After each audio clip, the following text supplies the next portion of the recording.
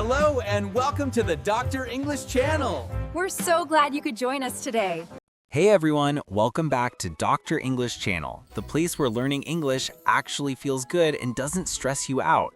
I'm Igor, and sitting right across from me is my amazing co-host. Hi, Igor, and hello to everyone tuning in from wherever you are in the world right now. You know, I'm really glad we're doing this episode. The studio has this really nice, cozy vibe today. Right? It totally does. I think it's because, the holiday season just wrapped up. There's still that warm feeling in the air, even though the big celebration already happened.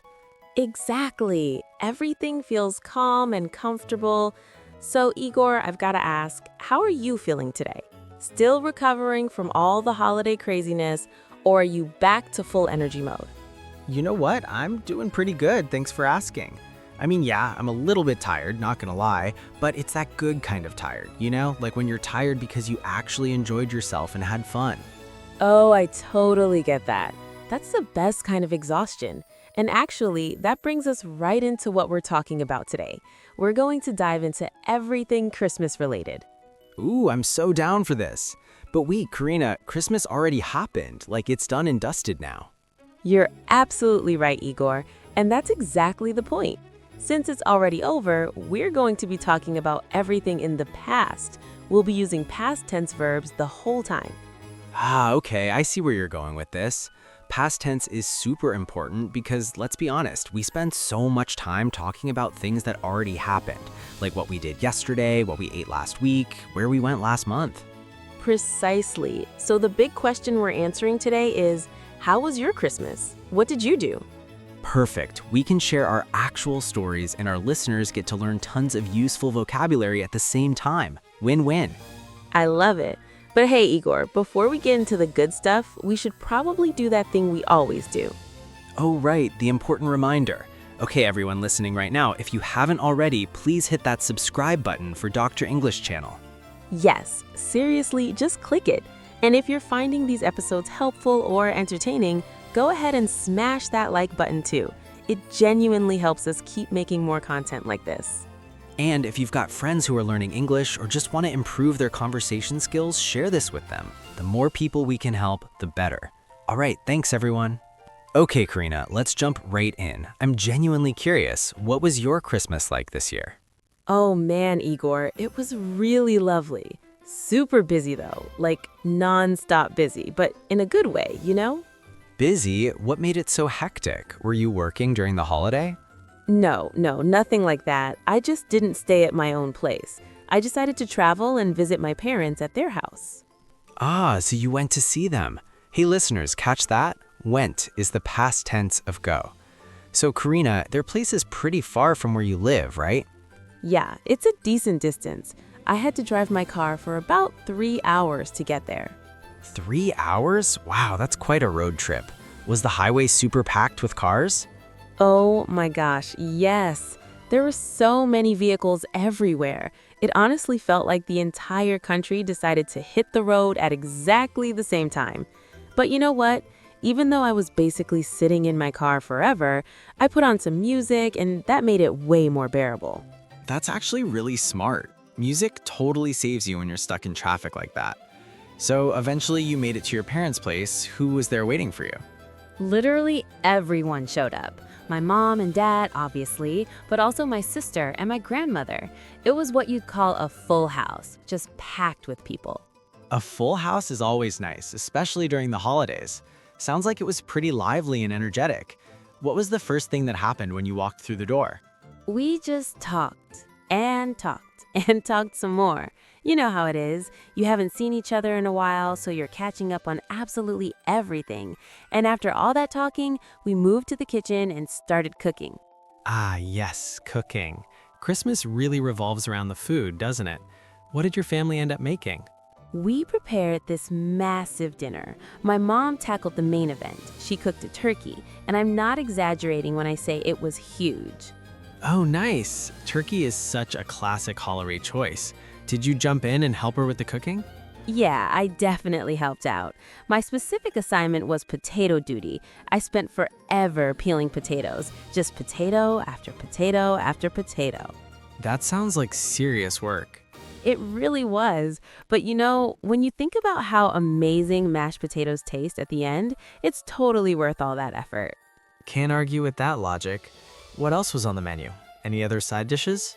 Oh yeah, we had plenty. There were vegetables, carrots, and peas, the usual suspects. And of course, we made gravy, which is absolutely essential. Gravy. Honestly, turkey without gravy is just sad. So after spending all that time in the kitchen cooking everything, you finally got to sit down and eat. Exactly. We all gathered around the table for dinner together. It looked beautiful, actually. My mom had put these red candles on the table to make everything feel special and festive. That sounds really lovely. Red candles just scream holiday season, don't they? They really do. And Igor, oh my gosh, we ate so much food, like an unreasonable amount. I felt like my stomach was going to explode. It was almost comically round. Same here, Corinna. Honestly, eating way too much is basically the entire point of holiday celebrations. So yeah, that was my chaotic but wonderful dinner experience. What about you though, Igor? Did you do any traveling this year? Did you drive across the country to see family? Nope, not this time around. I made the decision to just stay home for Christmas. Oh, you stayed put. That actually sounds pretty relaxing. It absolutely was. Everything was super quiet and peaceful, which is exactly what I was going for. I really wanted a calm, low-key holiday this year. No driving, no traffic jams, no stress. You lucked out then. Zero traffic is basically a Christmas miracle. So if you weren't dealing with cars and highways, what were you up to at home? Well, for starters, I slept in really late. Didn't get out of bed until like 10 in the morning. 10 o'clock. Wow, that's a solid sleep-in. You must have been exhausted from work leading up to the holiday. Yeah, I was pretty wiped out. So I slept, and then when I finally got up, I treated myself to a special breakfast. Ooh, what'd you make? Pancakes. Wait, let me guess. Banana pancakes. Yes, how did you know that? I totally made banana pancakes. Lucky guess. They sound delicious though. Did you go all out with syrup? Oh, absolutely. I drowned them in maple syrup. Sweet, sticky, amazing. Perfect. And after filling up on breakfast, did you just chill and watch some TV? Yep, that's exactly what I did. I watched a movie, specifically a Christmas movie, because that felt appropriate. Which one did you pick? There are so many good ones to choose from. I went with Home Alone. Oh, I absolutely love that one. It's hilarious. That kid is ridiculously clever. Right? I was laughing through the whole thing. Laughter is such a big part of what makes Christmas special, you know? Totally agree. So you watched your movie, but did you also cook a big, elaborate dinner like I did? Well, no, not exactly. I mean, cooking a whole turkey seemed pretty excessive for just one person. That's fair. A turkey would last you a week. So what did you eat instead? I roasted a chicken, just a small one, way more manageable and honestly pretty easy to make. Roasted chicken is delicious too, no shame in that. But tell me you had dessert at least. Of course I had dessert. You can't possibly have Christmas without something sweet at the end. I had a big slice of chocolate cake. Chocolate cake. I had apple pie myself. My grandmother actually baked it from scratch. Baked. That's a great word for everyone listening. It's the past tense of bake. So your grandmother baked a whole pie. She did, and it was still warm when we ate it. We served it with vanilla ice cream on top. Ice cream on warm pie? That's legitimately the perfect dessert combo. Hey, switching gears a bit, did you get any presents, any gifts from family? Yeah, I actually did. My brother gave me something really nice. Oh yeah? What was it? He got me a sweater, a blue one. It's incredibly soft, like wearing a cloud. A blue sweater. That's thoughtful. Blue definitely suits you too. Thanks, Karina. What about you? Did anyone give you gifts? My sister gave me a book. Since I love reading, it was kind of the perfect gift for me. Books are always great presents. Is it a thick one? Oh yeah, it's pretty long, but I'm really excited to dive into it. You know, we should talk about the other side of this too. Giving gifts, not just receiving them. Absolutely. Giving is just as important, maybe even more so. Like, I gave my dad a new watch. A watch, that's a really meaningful gift. Was he happy with it? He was thrilled. His whole face lit up and he immediately put it on his wrist. Didn't even wait. There's nothing quite like that feeling when someone genuinely loves what you gave them. It's the best feeling ever. So Igor, what about decorations? Did you have a Christmas tree at your place? Yeah, I had one. Just a small green tree that I set up in my living room. Did you decorate it with lights? Oh yeah, it had white lights and gold ornaments. It looked really pretty when it was dark outside and the lights were glowing. I love Christmas lights so much. At my parents' house, the tree was absolutely massive. It literally touched the ceiling. It reached the ceiling? That's an impressive tree. Right? And we all decorated it together as a family activity. We put this big star on the very top. The star on top is always the finishing touch. So, Karina, what happened after you guys finished dinner? After dinner, I was so stuffed, just like you described earlier. So I basically collapsed on the sofa and started calling my friends on the phone. Ah, nice. You caught up with your friends too. Yeah, I wanted to wish them all Merry Christmas and just hear their voices. It felt really good to connect with them. What about you? What did you do after your meal? My family played games together. We're pretty competitive, actually. We played cards. Cards. Who ended up winning? My grandmother totally dominated everyone. She's secretly a card shark. Grandmothers are always surprisingly good at games. I think they're just way smarter than they let on. Seriously, she beat all of us and we were laughing the entire time. That sounds like such a fun time, Igor. A house full of family, tons of food, and games.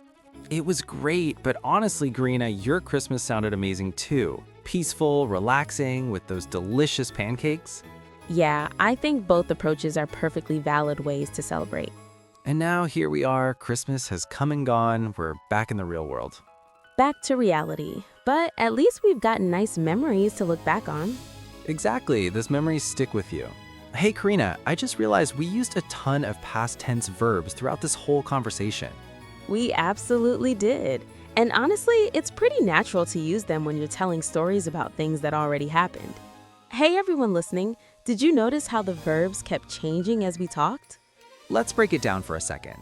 Usually, making past tense is super simple. You just stick ed on the end of the word, right? Like cook becomes cooked, and watch becomes watched, like when you watched that movie. And play turns into played, like when you played cards. Those are the regular verbs, and they're pretty straightforward. They are, but English wouldn't be English without some curveballs. Oh man, yes, the irregular verbs. They just completely change form. Like go. We absolutely do not say gold. That's not even a word. We say went, like I went to the store. And eat. Nobody says eated, we say ate. I ate pizza. And have becomes had. We had an amazing time. These words pop up constantly in conversation, so it's really valuable to practice them. For sure, the more you actually use them in real sentences, the more automatic they become. Just start telling stories. Tell your friend about what you did yesterday, or talk to your cat about your day. The key is practicing speaking out loud.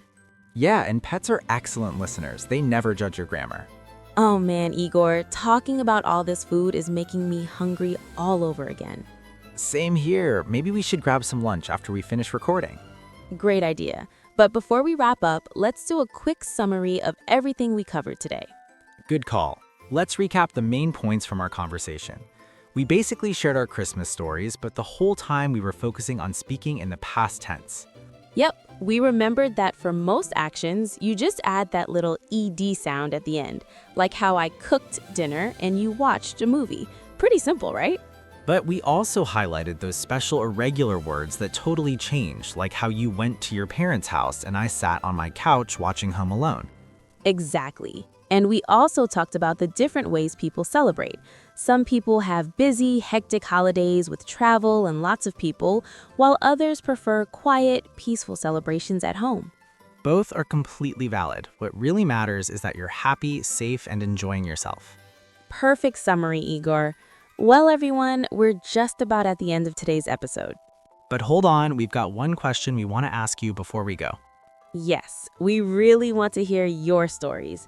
Down in the comment section, please tell us, what did you eat during your holiday celebration? Ooh, great question. Did you have turkey, fish, maybe you went with pizza? We're curious. Share it in the comments and try using the past tense when you write. Say something like, I ate or I cooked. We genuinely love reading your comments. They make us really happy. And please don't forget to subscribe to Dr. English channel and share this video with anyone who might find it helpful. Thank you so much for hanging out with us today. We really hope you had a wonderful holiday season. Yeah, thank you everyone. We'll see you in the next episode. Bye-bye. Take care everyone. Goodbye.